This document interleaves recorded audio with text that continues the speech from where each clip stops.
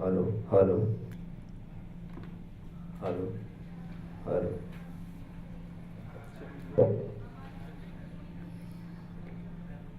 Hello.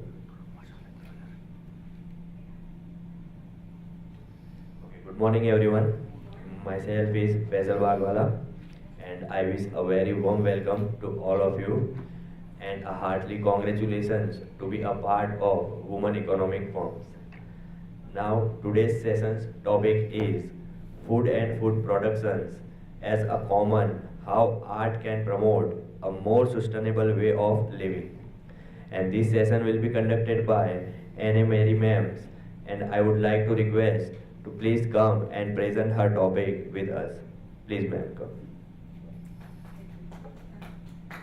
Yes, good morning, everybody. I am the co-founder and co-director of Artport Making Waves, which is a curatorial collective in a non-profit organization in New York and Paris. We also have an association in Spain and in Switzerland. And we are creating artistic projects around the issue, around the topic of climate change since 10 years. We created Artport in 2006, so we are celebrating our 10th anniversary this year. And we have been elaborating numerous projects all over the world with more than 150,000 people in the audience and in the workshops, in the conferences, working with more than 150 artists. We have been collaborating with the United Nations on several exhibitions with governments like Switzerland, Spain, and others. We have been producing 4 video projects already since 2007. They are called Food Stories for When the Planet Gets Hot. Every second year we do an artist call around a specific subject related to climate change, like oceans, forests, food and food production, which was our last one in 2014. And today I would like to talk about food and food production as a common, and how arts can change, artistic projects can change towards a more sustainable way of living. We strongly believe, my associate partner in New York, Corinne Ernie, and I, we strongly believe in the power of arts, of contemporary arts in this specific case with us, because arts profoundly touches the mind and the soul, specifically of younger citizens. And this is why we are also doing a lot of projects around video and film. Moving images are very effective regarding understanding a specific topic, which is usually a little bit more difficult. Climate change, this is something uncomfortable. All the related effects are uncomfortable. We don't want to know more about this. We don't want to move out of our comfort zone. And food and food production, or specifically food, is a common like air, like access to water, like access to public transport. And a lot of times we forget about this, that we have the right, it's a human right to have access to healthy food, and not only to artificially produced food or GMO, but really food which is giving us a basic for a healthy life. And through good food we can work better. We see that here in the conference. If we eat healthy, that's what we are doing actually, because the food is very good. We are eating a lot of vitamins, and we are full of power. I see all the women around who are very active, who are very energetic. If we eat bad food, we are in a bad mood, and well, this is why food is a common. And we have been working around this subject since some years. We started Food Stories for When the Planet Gets Hot, number 4 in 2014, where we invited an international jury, and through them international artists, to comment on this subject of food and food production worldwide. So we had artists really from all over the world, from different countries in Latin America, from the US, from European countries, India, Sri Lanka, and all of them were commenting in a 3-minute short video about the subject related to food and food production. I want to show this, or a selection of those videos, at the end of my talk, so that you get an idea. Since contemporary art, and specifically video art, is a very specific topic, and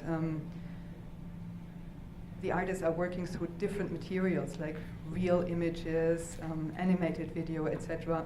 And in order to explain their point of view, not also the problems, but also possible solutions.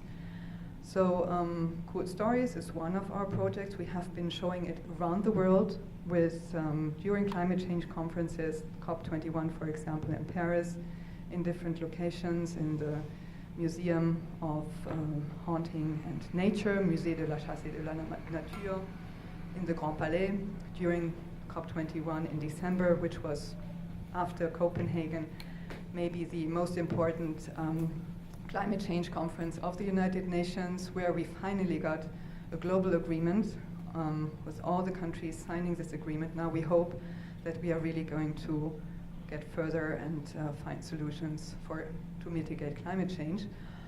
So we showed it in universities, in schools, in museums, in film festivals. We've been working with Cinema Planeta, which is a huge environmental film festival in Mexico, for example. And we use those video compilations always as point of departure for workshops with young people, with students in schools all over the world, in order to talk about the subject of food and food production. And for example, 2 days ago, I went to a private school around the corner in Gurgaon, which is called the RD World School. And we screened a selection, the same selection I'm going to show you afterwards, to kids from 4 years to 10 years. And it was amazing. We were talking, we were giving a workshop and talking about the subject specifically, since it is a huge issue in India, food and food production, the agricultural field, which is well, kind of complex in India. We all know about specific difficulties and the access to good food, specifically in the big cities like Delhi, Bombay, and others. And how people are related in India much stronger to food, to nutrition than in other parts of the world. And one of the teachers told me when the last group was the four-year-old group, from 4 to 5 years old, and she said, well, they can watch the videos, but maybe we cannot engage in a real conversation because they don't really understand. But they can watch the images and maybe they will grab something. So I said, nevertheless, we're going to start a conversation afterwards. And it was amazing how active they were. They were really understanding the videos, or they were asking very smart questions. They were using the term sustainability like a 4-year-old. It's amazing. So they are sensitized, and sometimes we just have to give them a platform. We have to believe in their smartness, and we have to invite them to open their mind and their mouths to say something also critical. And they all wanted to talk. They were so busy, so the teachers were looking at me and saying, well, that's amazing. We didn't expect that. So young kids and younger students, they are the citizens of the future, so we have to give them the voice. We adults, even if we are sensitized towards those subjects, we don't want to move out of our comfort zone. And there are a lot of movements going on regarding food and food production, but I think the younger ones, they are going to take over. They are going to understand their responsibility of contributing to change. And arts is a perfect tool to do that. Through articles in the newspapers, through documentaries or the news on TV, it's quite difficult to reach out to the younger population. But through art, specifically moving images or performances, workshops with artists, it's possible to create this change of mindset and a certain sensitivity. We have been working with more than 30,000 kids in Mexico, more than 300 kids in Miami, all over the world, with workshops in museums. And it's quite astonishing how creative they are as well, because we don't only want to point out to the problems, but really asking them for solutions. And they come up with solutions. They really have ideas, even if they come from socially established backgrounds. They have ideas. They say, oh, well, instead of my parents taking me to school 1 kilometer by car, I want to take the bike. I want to create a compost in the garden. In Cancun, for example, all the kids came from established families. They had houses with gardens next to the ocean. Nevertheless, they had great ideas what they wanted to do. They wanted to build like a little garden with vegetables and fruits in their garden because the climate allows that. And years later, we still had the response from the schools that this is actually still functioning. In Mexico, Cinema Planeta created a great movement inside their city.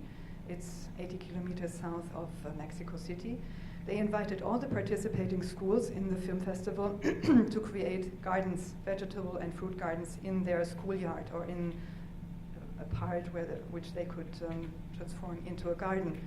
And years later, they are really cultivating it, and each kid takes over responsibility for a plant or for a little piece of garden. And it's about this. It's about understanding responsibility and taking over responsibility. Like, if you plant a seed or a small plant, you have to water it, you have to cultivate it, you see it grow.